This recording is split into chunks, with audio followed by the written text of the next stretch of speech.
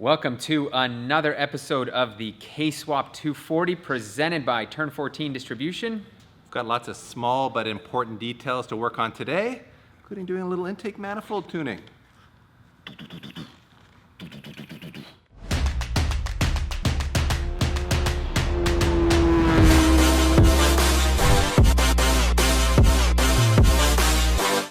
The first item on our list here is tap the S2K manifold rear bolt. So I actually did this job an evening ago when it was late and I needed something to do. So let's cut to that footage right now. There's no hole here. See hole? And when you want to have maximum contact on an intake manifold, gasket, and the manifold itself, you'd really like to have a hole here, and I lopped it off. So I'm building up some aluminum and I'm going to drill a hole in here afterwards. Don't worry, I am going to pretty this up.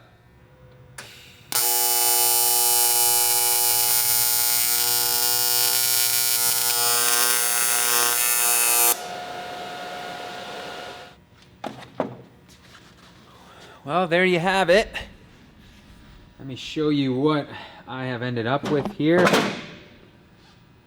Just a large ball of aluminum on the end here, and I think it should be good enough to just drill a hole right in there. What I'm gonna do now is just try to smooth this out so it matches the profile of the intake manifold.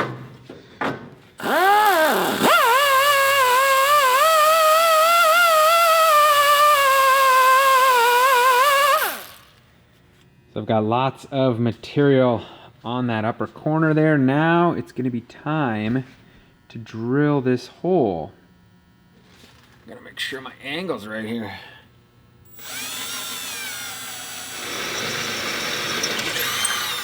Yes. Yes. There it is. We've got ourselves a hole. I've got to clean all this up, make it look pretty and flat, just so we can get a bolt in there, because that is definitely not going to work the way it is right now.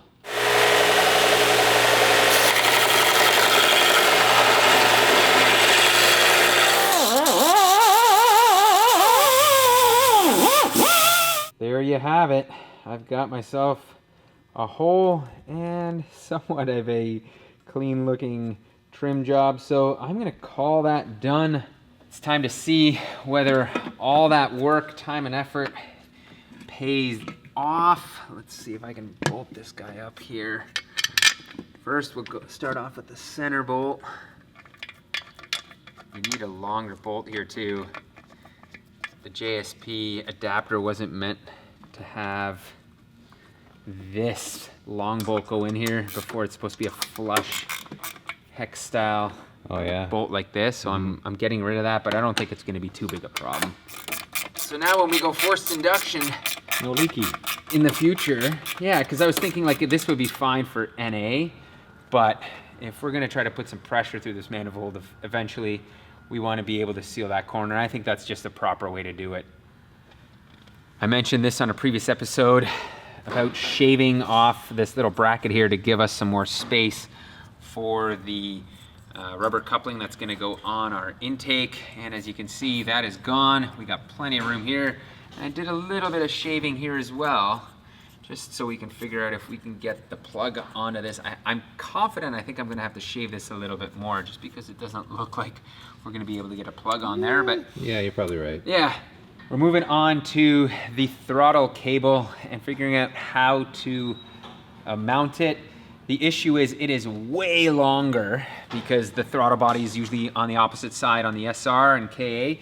And I've come up with a clever but somewhat ghetto way of trying to short it here. And what I've done is wrapped it around the back side of the brake booster. So it comes out and it just sneaks underneath, goes around. Oh man. And you're looping it around the booster. yeah, but you know what? It still works. Oh, there goes my bracket, but it still works. And oddly enough, is pretty much the perfect length almost. It looks clean from the top Yeah, side, like, so it's really not really You wouldn't I'm really just gonna know. sandwich it down there, and Yeah. it'll look pretty decent. So the bracket that just fell is this one here. This is the way the stock S2000 cable would mount up, would be here, and it has a lot more cable actually sticking out.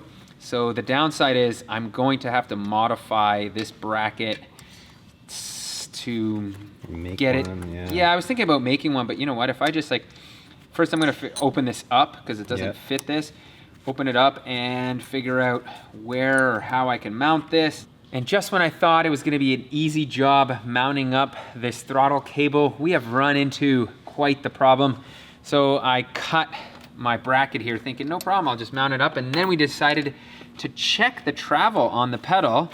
And if you go ahead, pull it there, as you watch it come in. So see, that is, this cable has to be this far to be Oh, full yeah. throttle. It's pulling it right. So the ratio is Yeah. bad. Let it go, Jake. So we are kind of back to the drawing board trying to figure this out.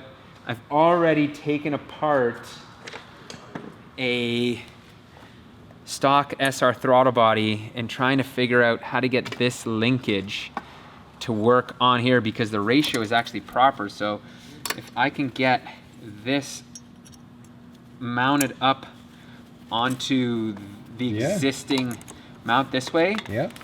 go ahead, pull it, and there you go.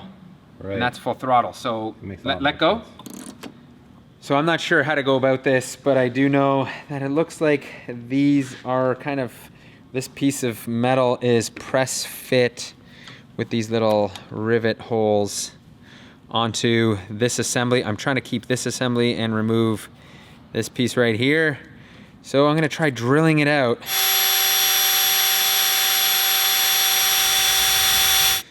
So drilling those little spot welds or press, I don't even know what to call them, points out seems to have worked. Slowly coming apart here, which is good. As you can see, we'll have a flat surface.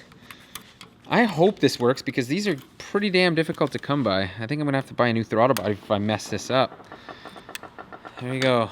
So long to that. Now we've got a flat surface to put our SR throttle plate spinny Cam, it's a cam, bro, it's a there you cam. go. The cam. Yes. We can put the cam onto here, onto the Honda S2000 cam. Yes. Look at that, PT. You're a fabricating genius. Killing I it. wouldn't call me that. And I still have to figure out a way how to permanently mount that on. I think I might just tack it up, but if you look at it now, go ahead, Jake. See, it works. Yeah. So we have full open throttle. Closed, open it again. Very nice. I think we'll call that a victory. There we are, we got 3 tacks on that bad boy. So now I'm gonna bolt this back on and then we can get to figuring out the actual bracket, which is what I originally thought we would just spend the most amount of time on, but unfortunately, it was the opposite. We've got progress. It's slow, but it's coming along.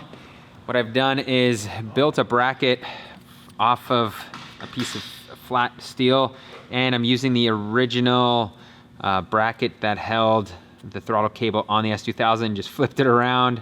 I'm gonna weld this up.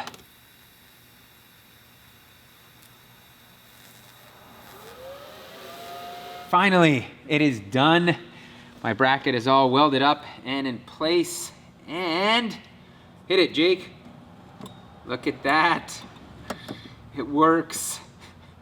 So I will officially check that off the list and we're moving on, but let me tell you, that was a lot of work, DP. Almost too much work. It looked like I thought it was just like, oh, work. no problem, done. Yeah, it's like 2 hours of work. Yeah. That was 40 seconds on the internet, but 2 hours in real life. Yeah.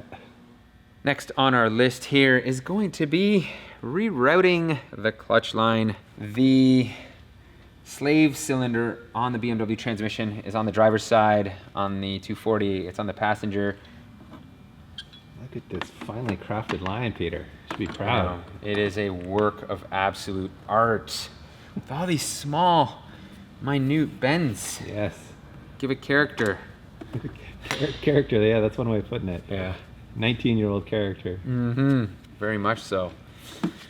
So the plan is to give it a 90-degree bend here? Yeah, around here I'm just eyeing it up. I want it to run along the firewall, so we'll just go there.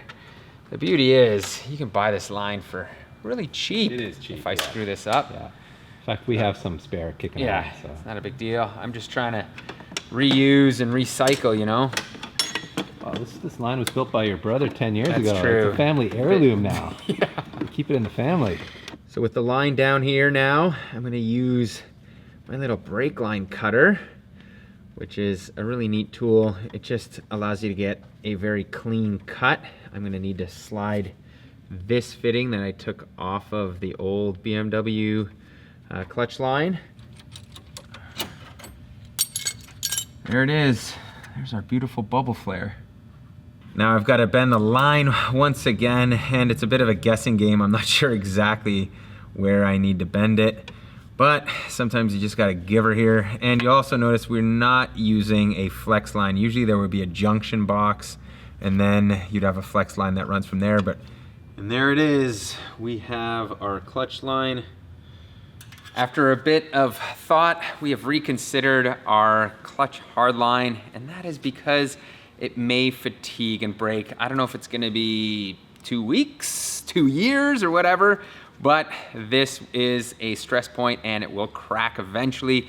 If you're looking to do this on the budget, then maybe it's worth it. It is a free 99 deal, but the proper way to do this is to get a flex hose. And we picked this up from our buddy Matt at Charles Jones. It's just an industrial place for fittings and pneumatics. I'm sure your local shop can make you one of these. They're roughly about anywhere from like 30 to 50 bucks. So it's certainly worth it. Now we can reroute this in a cleaner manner and not worry about having any types of cracks and leaks in the system in the future. Feels satisfying crossing another thing off the list. And this item is already crossed off our list, the shifter. But if you'll remember from a previous episode, it was not in the right spot, so I had to move the whole shifter assembly back. And that meant having to cut the rod. So this was one piece. And in order to get it the right length, I've gone out and bought a steel piece of tube, stainless steel. And what we're gonna do is figure out, put this all up under there, figure out how much length we need, tack it up, weld it. We should be good. There was some debate whether this gauge of Wall steel, thickness? wall thickness, Yeah. was good enough, and we're thinking it's going to be. Structurally, it should be fine. And DP, you said you got a good idea. You drill a hole, right? Yeah, you can rosette weld it on there. Yeah, so we'll do that as well. Now comes the part where I line up the shifter to my liking, and I think that's about good. Don't they sit just a little bit back? They're not usually like straight up, right, DP? They got a Yeah. little bit of a I don't know. gangster It's a lean. matter of personal taste. I guess it suppose. is. I guess you're right, but I think it's good there. Let me just double check with our rubber boot on, or sorry, the leather plastic trim here. I think it's probably pleather. No, it's a premium car. What are you talking about? I think that looks pretty good there, right? Yeah, it does look good. We're gonna try to tack it up, and I think I've got my ground on here, so I should be ready to go. I'm just gonna use the MIG first. So here is our rod and the extension that I've added into it. You can see I've drilled the 2 holes. Thanks to DP's great idea. I'll weld those in, and it should be solid. I'm pretty confident in this now, so it's time to get to work.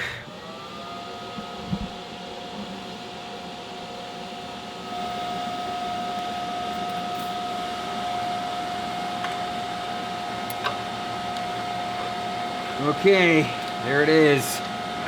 A masterpiece. Well, Look at that. I don't know if my welds definitely need some work, but I think this That's is a tricky job, though. plenty pretty strong. sturdy. It's not breaking. I think we did the right thing by choosing this gauge versus the thicker stuff that I bought. Yeah, that was So, funny. That'll be funny. Yeah. Looks like everything paid off. We now have 5 gears and reverse, and the shifter is in the right spot, DP. Would you look at that? Nice. Look at that. Oh, yeah. Beauty. Just need a fancy shift knob on there and you're in business. I actually do have stuff coming. Oh, I have it on order. nice. So that will be in another episode, but I think we are going to wrap it on this one. So thank you as always for watching. If you like this video, hit the thumbs up. Make sure to hit that notification bell to keep track and stay in touch with all these videos, because if you don't, you're not going to know when we're working on this car again, and the Celica and other cool stuff we've got coming. And also, if you're feeling generous, why don't you head over to our Patreon page, throw us a couple bucks. That always helps.